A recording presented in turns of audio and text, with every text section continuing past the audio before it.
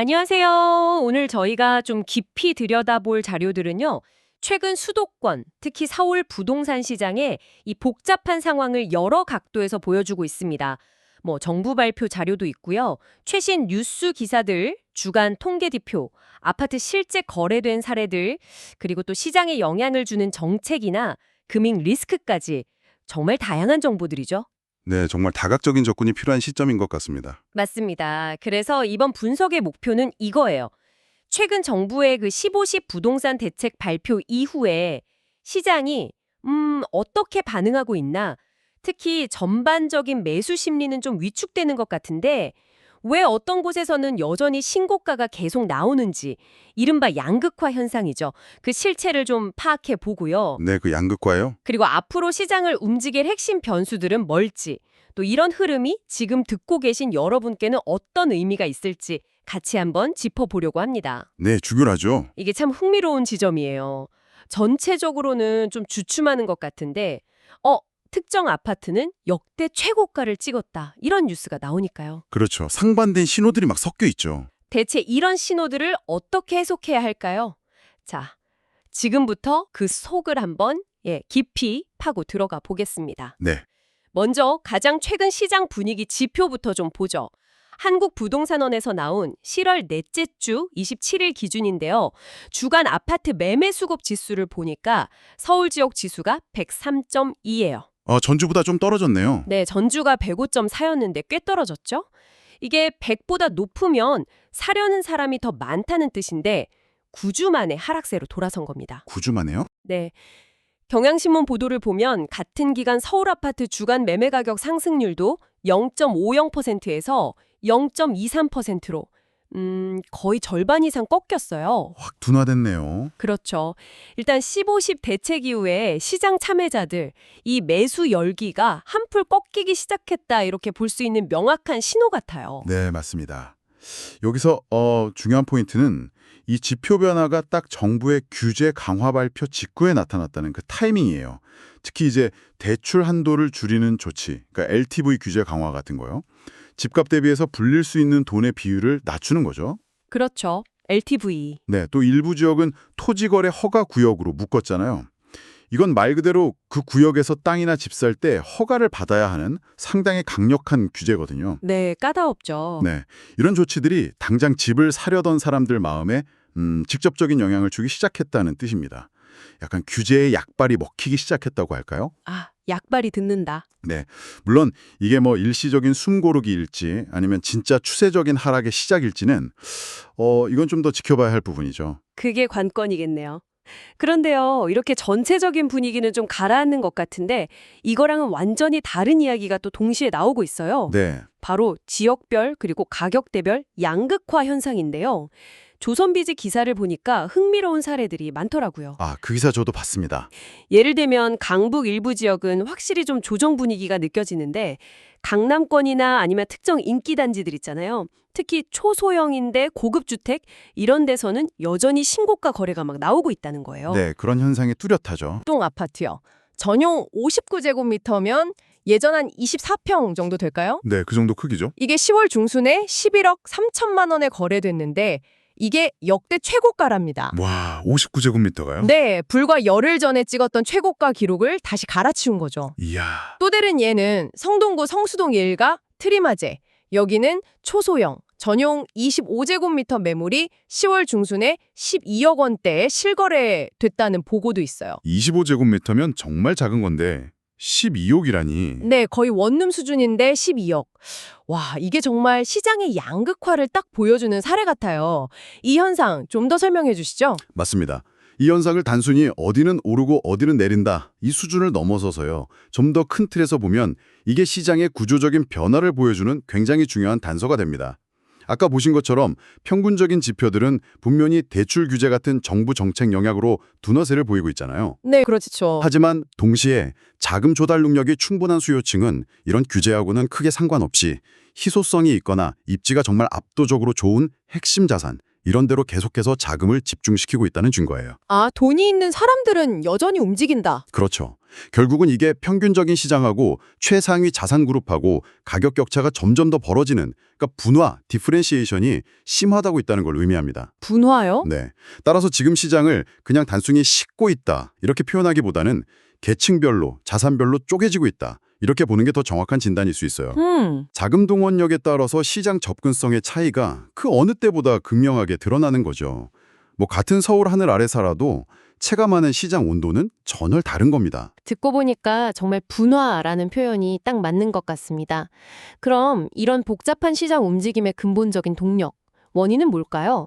자료들을 좀 종합해보면 크게 세 가지의 요인을 짚어볼 수 있을 것 같아요. 네, 한번 보죠. 첫째는 역시 계속 나오는 15 부동산 대책입니다.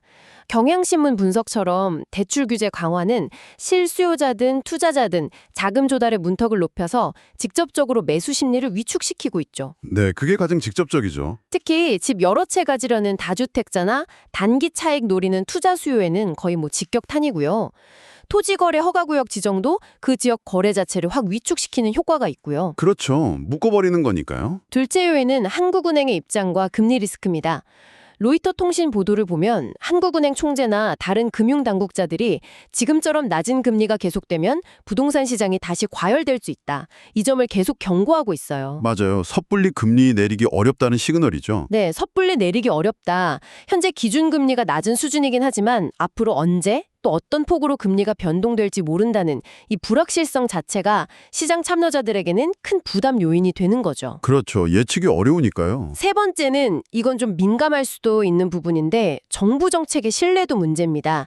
코리아 중앙데일리 기사에서도 지적하듯이 일부 고위 공직자들의 부동산 관련 논란 같은 게 좀 불거지면서 정부 정책의 일관성이나 예측 가능성에 대한 의구심이 제기되고 있다는 거죠. 그런 부분도 있군요. 네, 이런 부분이 종짓 효과를 좀 떨어뜨리거나 시장의 불확실성을 오히려 키울 수 있다. 이런 분석도 나옵니다. 정책 방향에 대한 믿음이 흔들리면 사람들이 합리적인 결정을 내리기가 좀 어려워지니까요. 신뢰도 문제. 자, 이 세 가지 요인이 얽혀서 지금의 시장 상황을 만들고 있다는 건데 이걸 종합적으로 어떻게 해석해야 할까요? 종합해보면요. 현재 시장은 그야말로 강력한 두 힘이 아주 팽팽하게 맞서는 줄다리기 형국이다 이렇게 볼 수 있습니다. 줄다리기요? 네. 한쪽에서는 정부의 강력한 규제 의지가 대출을 조이고 거래를 묶으면서 시장을 좀 식히려고 하고 있죠. 네, 누르는 힘. 그렇죠. 다른 한쪽에서는 여전히 낮은 실질금리 수준, 그리고 풍부한 시중 유동성, 특히 똘똘한 한 채라고 불리는 그 핵심 입지 자산에 대한 강한 선호, 이게 가격을 떠받치고 있는 겁니다. 버티는 힘이군요. 네. 여기에다가 앞으로 금리가 어떻게 될지 모른다는 불확실성, 그리고 아까 말씀하신 정책 집행에 대한 신뢰도 이슈까지 더해지면서 시장 참여자들의 셈법은 또 복잡해지고 있어요. 그래서 어느 한 방향으로 확 쏠리기보다는 여러 요인들이 서로 막 힘겨루기를 하면서 좀 불안정한 균형을 이루고 있는 그런 혼조세 장세다. 이렇게 보는 게 타당해 보입니다. 정말 줄다리기 형국이라는 표현이 딱 맞네요. 그럼 이 줄다리기가 앞으로 어느 방향으로 기울게 될까요? 시장 전망을 단기적인 관점하고 중장기적인 관점으로 좀 나눠서 살펴보죠. 네, 그렇게 보죠. 먼저 단기적, 그러니까 앞으로 몇 주에서 몇 개월 정도를 보면요. 규제 발표 직후에 그 충격파가 좀 이어지면서 관망세가 짙어질 가능성이 높아 보입니다. 네, 일단 지켜보겠죠. 경향신문 분석처럼 거래량 자체가 확 줄어드는 거래 절벽 현상이 나타날 수 있다는 거죠. 거래 절벽. 특히 예전에 대출 많이 활용해서 집 샀던 분들, 예를 들어 전세 끼고 자기 돈 조금 들여서 투자하는 이른바 갭 투자자들 있잖아요. 갭 투자. 네, 이런 경우는 추가 대출이 막히면서 자금 압박을 느낄 수 있어요. 이런 경우에 급매물이 나오거나 가격 조정 압력이 커질 수도 있겠죠. 그럴 수 있겠네요. 하지만 아까 본 것처럼 핵심 지역은 또 버티는 힘이 강할 수도 있고요. 네, 거긴 또 다르죠. 자, 그럼 중장기적 한 6개월에서 2년 정도로 보면요. 이때는 변수가 훨씬 많아집니다. 네, 복잡해지죠. 정부가 발표한 공공택지 공급 계획이나 재건축 규제 완화 같은 공급 대책들, 이게 실제로 시장에 영향을 미치려면 시간이 좀 걸릴 텐데 그 효과가 얼마나 나타날지가 중요하고요. 네, 공급 효과. 또 다른 핵심 변수는 역시 금리입니다.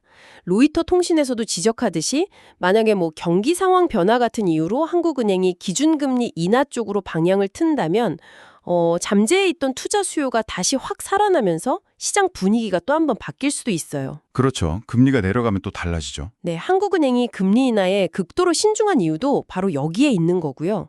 결국 공급과 금융 환경, 이 큰 흐름이 장기적인 시장의 방향키를 쥐고 있다. 이렇게 봐야 할 것 같습니다. 네, 맞습니다. 단기적으로는 규제의 직접적인 영향, 그러니까 심리 위축이나 거래량 감소가 시장을 좀 지배할 가능성이 커 보입니다. 다들 일단 지켜보자는 자세를 취하겠죠. 네, 관망세. 하지만 시간이 좀 흐르면서 규제에 대한 내성이 생기거나 시장이 새로운 환경에 적응하게 되면 말씀하신 것처럼 공급 물량의 변화라든가 금리 방향성 같은 좀 더 거시적인 변수들의 영향력이 커질 겁니다. 여기서 중요한 점은 중장기적으로도 모든 곳이 다 같이 오르거나 내리는 이런 단순한 흐름보다는 지역별, 상품별 차별화, 즉 양극화는 계속될 가능성이 매우 높다는 겁니다. 아, 중장기적으로도 양극화는 계속된다. 네, 입지나 상품의 가치에 따라서 시장 반응이 뚜렷하게 갈릴 거라는 거죠. 결국 거시경제 상황하고 정부 정책의 조합, 그리고 이 둘 사이의 그 미묘한 상호작용, 이게 앞으로 시장의 향방이 결정할 핵심 요인이 될 겁니다. 자, 그럼 이런 복잡한 시장 상황 속에서 여러분은 어떻게 대응해야 할까요? 이 분석 자료들에서는 현재 상황을 고려해서 실수요자 그리고 투자자 각각에게 좀 맞춤형 조언을 제시하고 있거든요. 네, 그 부분 중요하죠. 네, 여러분의 현재 상황과 목표에 비춰서 한번 들어보시면 좋겠습니다. 먼저 실수요자, 그러니까 내 집 마련을 목표로 하시는 분들께는요. 지금처럼 규제가 강화되고 불확실성이 높은 시기에는 영끌 같은 무리한 대출보다는 안정적인 자금 계획 수립이 무엇보다 중요하다. 이렇게 강조합니다. 네, 맞아요.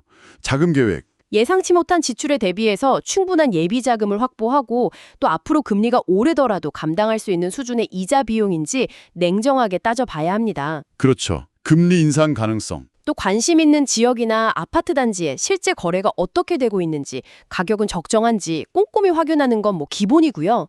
해당 지역이 토지거래 허가구역과 큰 추가 규제 대상이 될 가능성은 없는지 이것도 반드시 체크해야 합니다. 정말 발품만큼이나 정보력이 중요해진 시점이에요. 네, 정보가 중요하죠. 다음으로 단기 투자를 목적으로 하시는 분들. 이분들께는 상당히 신중한 메시지를 전달하고 있습니다. 현재같이 정책적 불확실성이 크고 대출 규제가 강화되는 구간에서는 단기 시세 차익을 노린 투자의 위험 부담이 매우 크다는 점을 명확히 해요. 위험하다. 네, 사실상 권장하지 않는다. 이런 분위기가 강합니다. 그리고 중장기 투자자. 예를 들어서 안정적인 임대 수익을 원하거나 자산 포트폴리오 다변화 차원에서 부동산 투자를 고려하는 분들, 이런 분들에게는 조금 더 선별적인 접근을 제안합니다. 아, 선별적으로. 네, 무조건 사두면 오르던 시대는 지났다는 전제 하에요. 교통, 학군, 업무지구 접근성 이런 게 뛰어난 소위 핵심 입지의 우량 자산을 중심으로 고려해 볼 수 있다는 거죠. 핵심 입지. 다만 이때도 금리 변동 리스크하고 추가 규제 가능성은 반드시 투자 결정에 반영해야 합니다.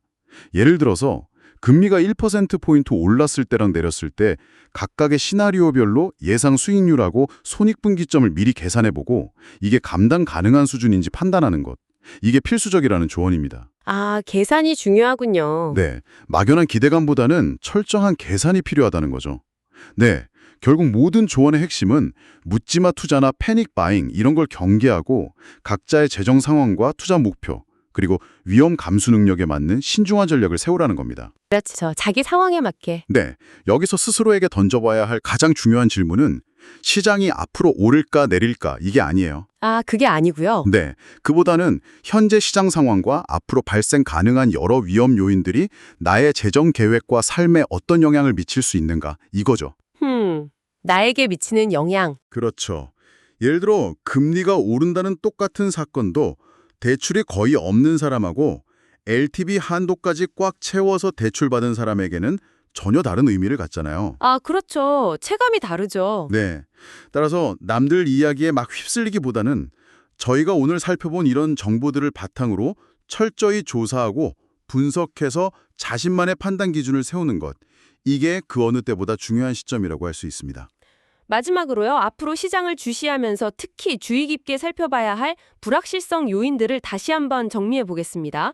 이 변수들이 어떻게 움직이느냐에 따라서 시장의 방향이 또 달라질 수 있으니까요. 예, 꼭 체크해야 할 부분들이죠. 첫째, 추가적인 대출 규제가 나올 가능성입니다. 로이터 통신 보도 같은 걸 보면 정부가 현재 시행 중인 규제 효과를 좀 지켜보면서 만약 시장에 다시 과열 조짐을 보인다, 이러면 규제 지역을 더 넓히거나 LTV 같은 대출 기준을 더 강화하는 식으로 추가적인 카드를 꺼내둘 수 있다, 이런 관측이 나옵니다. 네, 정부 의지가 강하니까요. 정부의 시장 안정 의지가 강하다는 점을 염두에 두어야 합니다. 둘째는 금리 방향성의 불확실성입니다. 이것도 로이터 통신 등에서 계속 지적하는 부분인데요. 한국은행의 통화정책 기조가 언제 어떻게 변할지 이게 초미의 관심사죠. 네, 금리. 예상보다 빨리 금리 인하가 시작되면 자산 가격에 다시 불을 붙일 수 있고요. 반대로 고금리가 예상보다 오래 지속되면 경기 침체와 함께 부동산 시장의 하방 압력도 커질 수 있습니다. 어느 쪽이든 시장 변동성을 키울 수 있는 요인이에요. 그렇죠. 양쪽 다 리스크가 있네요. 셋째는 아까 잠시 언급했던 정치 및 행정적 요인, 특히 정책 신뢰도 문제입니다. 코리아 중앙데일리에서 지적한 것처럼 정책이 일관성 없이 막 오락가락하거나 예측 가능성이 떨어진다고 시장이 느끼게 되면 투자 심리가 위축되고 불확실성이 커질 수 있습니다. 정책 신뢰도. 정책의 내용만큼이나 그 정책이 얼마나 투명하고 일관되게 집행될 것인지에 대한 믿음, 이게 중요하다는 의미입니다. 네, 이 세 가지 변수들은 서로 막 영향을 주고받으면서 시장의 방향을 결정할 가능성이 높습니다. 그래서 예측이 더 어렵죠. 그렇죠. 복합적이니까요. 네. 어느 한 가지 요인만으로 시장 전체를 설명하기는 어렵고요. 이 변수들의 조합이 어떻게 나타나느냐에 따라서 시장 참여자들의 행동도 달라질 겁니다. 따라서 지금은 어느 때보다 시장 변화에 좀 유연하게 대응할 수 있는 준비가 필요합니다. 최상의 시나리오만 가정하기보다는 여러 가지 가능성을 열어두고 각 시나리오에 맞춰서 어떻게 대응할지 미리 고민해보는 그런 신중함과 위험관리 능력이 중요한 시점이라고 할 수 있겠습니다. 자, 오늘 저희가 함께 살펴본 다양한 자료들을 통해 본 현재 수도권 부동산 시장 한번 정리해 볼까요? 정부 규제로 인해서 전반적인 상승 동력은 좀 약해지고 매수 심리도 위축되는 모습이지만 동시에 강남권이나 특정 고급 주택, 희소성 있는 매물을 중심으로는 여전히 견고한 수요와 함께 신고가 행진이 이어지는 아주 뚜렷한 양극화가 나타나고 있습니다. 네, 양극화가 핵심 키워드죠. 그리고 이 복잡한 시장의 향방을 결정할 핵심 열쇠는 정부의 추가 규제 여부, 한국은행의 금리 정책 방향, 그리고 정책에 대한 시장의 신뢰도다, 이렇게 요약할 수 있겠습니다. 그렇습니다. 결국 규제가 시장을 억누르는 힘하고 그럼에도 불구하고 핵심 자산으로 쏠리는 자금의 힘, 이 사이에 팽팽한 줄다리기가 계속될 것으로 보입니다. 네, 줄다리기. 앞으로 그 균형점이 어느 쪽으로 기울어질지, 또 어떤 새로운 변수가 등장할지가 이 시장을 이해하는 가장 중요한 관전 포인트가 될 것입니다. 시장 전체의 거대한 흐름을 읽는 것도 중요하지만 동시에 그 안에서 나타나는 미세한 균열들, 즉 지역별, 가격대별, 상품별로 차별화되는 움직임을 얼마나 예리하게 포착하느냐가 앞으로 더 중요해질 수 있습니다. 네, 미세한 움직임들. 자, 그렇다면 여러분께서는 오늘 저희가 함께 살펴본 이 상반된 신호들 속에서 어떤 기회를 발견하고 또 어떤 위험을 감지하고 계신가요? 그리고 이 복잡한 시장 상황이 앞으로 여러분의 계획에 어떤 영향을 미치게 될까요? 이 질문들을 스스로에게 한번 던져보시면서 오늘 이야기를 마무리하는 것도 좋겠습니다. 오늘 저희와 함께 이 복잡하고 또 흥미로운 부동산 시장의 속사정을 깊이 파고들어 주셔서 감사합니다.